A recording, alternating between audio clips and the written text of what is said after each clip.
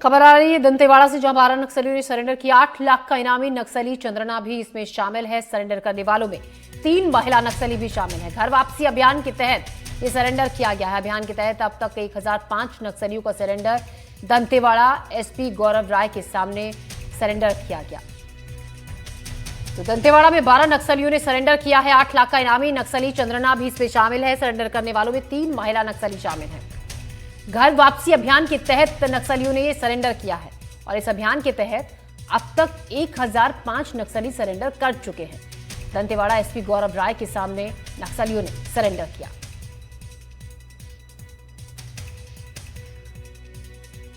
तो अभियान के तहत अब तक 1000 से ज्यादा नक्सली सरेंडर कर चुके हैं।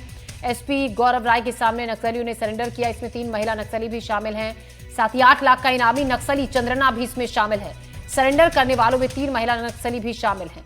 तो लगातार नक्सलियों के खिलाफ जिस तरीके से अभियान छेड़ रखा है, जिस तरीके से जो जवान हैं उन्होंने कार्रवाई जगह जगह सर्चिंग ऑपरेशंस नक्सलियों के खिलाफ चलाए जा रहे हैं, उसी के तहत नक्सलियों का सरेंडर भी जारी है। घर वापसी अभियान के तहत ये सरेंडर किया गया है। अब तक 1000 से ज्यादा नक्सली सरेंडर कर चुके हैं। पंकज भदौरिया इस खबर पर ज्यादा जानकारी के साथ हमारे साथ जुड़ रहे हैं। पंकज, एक बड़ी कामयाबी लगातार जिस तरीके से नक्सली सरेंडर कर रहे हैं, इस अभी बताया जा रहा है कि 12 नक्सलियों ने सरेंडर किया है। बिल्कुल, देखिए आज दंतेवाड़ा जिले में लोन वरायटी अभियान के तहत 12 नक्सलियों ने सरेंडर किया है, जिसमें से 3 महिला माओवादी हैं और साथ में एक 8 लाख का इनामी नक्सली चंद्रना भी है इसमें, जो कि बासागुड़ा एलओएस में जुड़ा हुआ था, जो 25 साल से नक्सलवाद में जुड़ा हुआ था, जिस पर 8 लाख का इनाम भी घोषित था। साथ में एक महिला जो पुरुष महिला दंपत्ति उसने भी सरेंडर किया है। तो कहीं ना कहीं ये बता रहा है कि इस अभियान के तहत 1005 नक्सलियों ने सरेंडर किया है। ये बहुत ही महत्वपूर्ण अभियान है। घर वापसी अभियान सरकार की जो समर्पण नीति उससे जुड़ करके नक्सलवाद छोड़ करके मुख्य धारा में जुड़ना चाह रहे हैं। जी,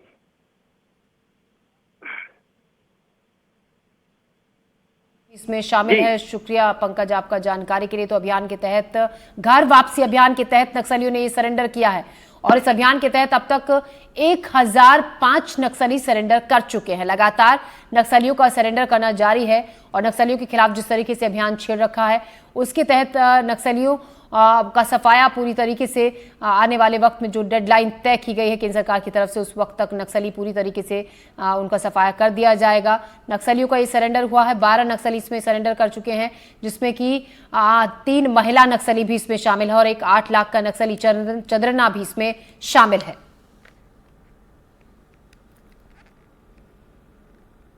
खबर बालोद से, जहां पिछले 48 घंटे से ज्यादा समय से लगातार बारिश हो रही है, जिससे जनजीवन अस्त व्यस्त हो गया है।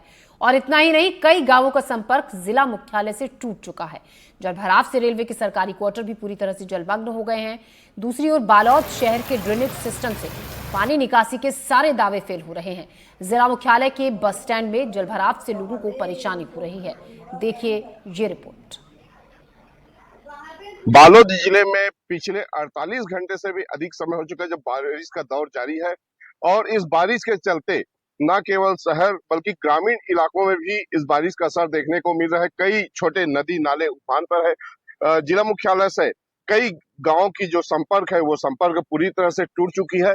लेकिन दूसरी तरफ बात की जाए जिला मुख्यालय की, तो जिस जगह हम खड़े हैं आप देख सकते हैं मेरे पीछे, ये बालोद जिला मुख्यालय का शहीद वीर नारायण सिंह बस स्टैंड है, जिसको आप देख सकते हैं मेरे पीछे जो नजारा आपको दिख रहा होगा। साफ तौर से जो पानी से लबालब यहाँ पे दिख रहा है, ये कोई तालाब नहीं बल्कि बालोद बस स्टैंड है।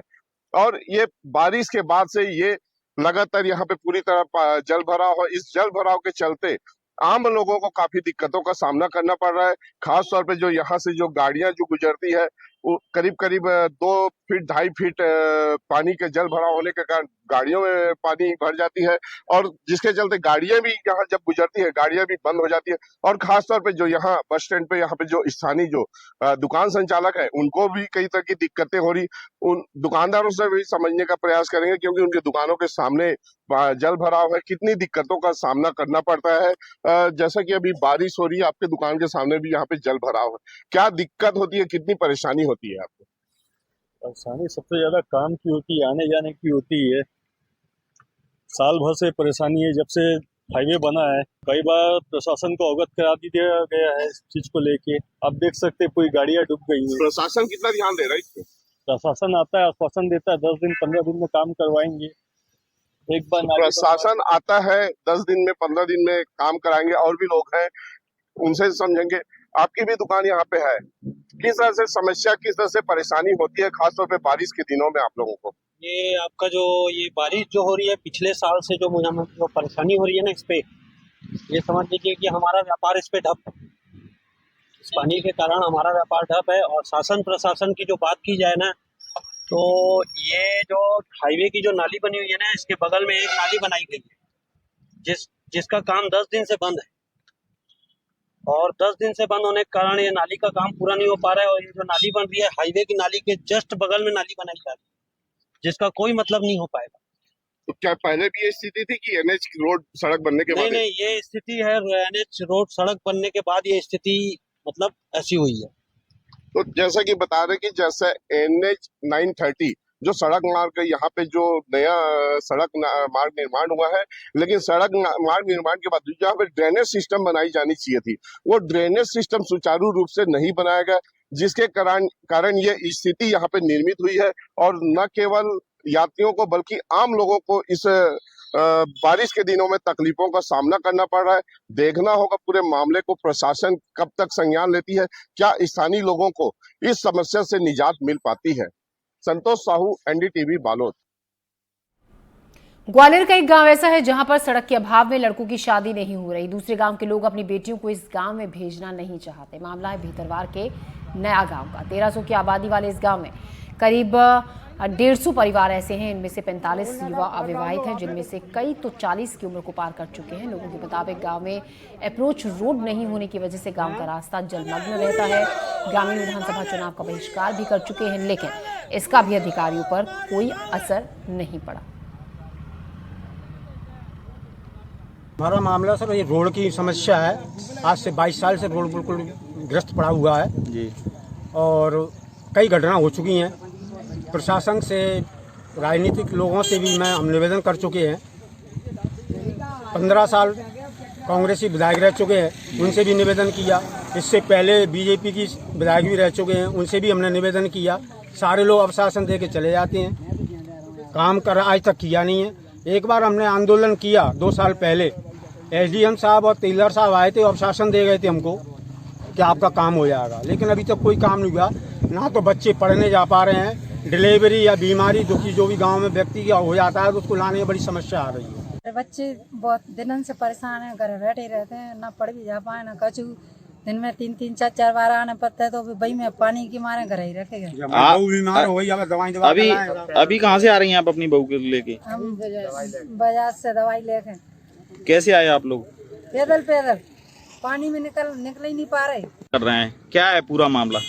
हमारा जी रोड 25 सालों से बेकार पड़ा हुआ है और हम सरकार से बार बार मांग कर चुके हैं। और इस वक्त ऐसी स्थिति है हमारे रोड की कि बिल्कुल 10-15 दिन से बच्चे स्कूल नहीं जा पा रहे हैं।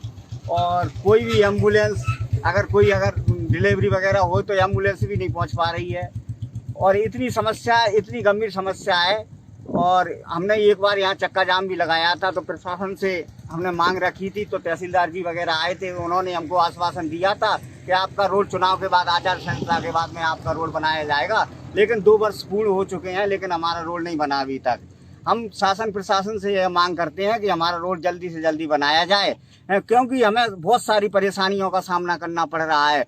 और करैया रोड से 3 किलोमीटर ये भितरवार का नज़दीक, विधानसभा से नज़दीक गांव है। ऐसा नज़दीक गांव है, हमारे रिश्तेदार वगैरह भी आते हैं, तो जो कहते हैं कि भितरवार से जुड़ा हुआ गांव, और इतना बेकार रोड पड़ा हुआ है।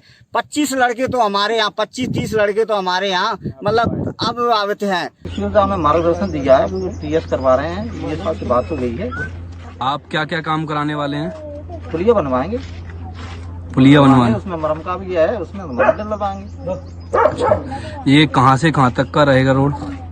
नेगांव में रहेगा, नेगांव गाँव में। अच्छा, तो पुलिया मतलब कितनी जगह पुलिया डलने वाली हैं? एक जगह डोलते हैं ना, 2 डोलते हैं।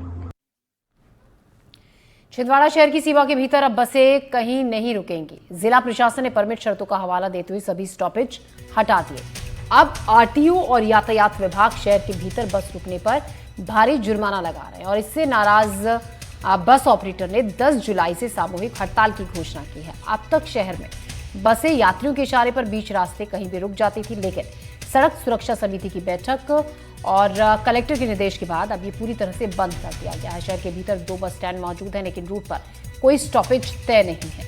बस ऑपरेटर एसोसिएशन के संरक्षक विमल शर्मा ने कहा, कम से कम एक स्टॉपेज तय किया जाए ताकि यात्रियों को राहत मिल सके। बसों का संचालन बंद होने से स्कूल, कॉलेज, दफ्तर जाने वाले हजारों यात्रियों को दिक्कत होगी।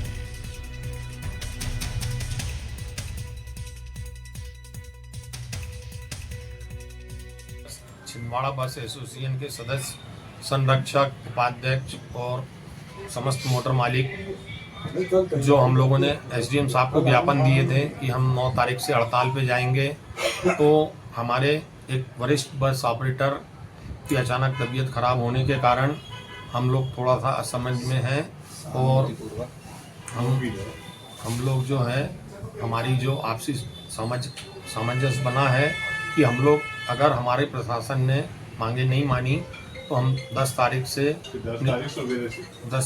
को सुबह से हमारी बसों का संचालन बंद कर देंगे। ये हम सब बस ऑपरेटरों का निर्णय है।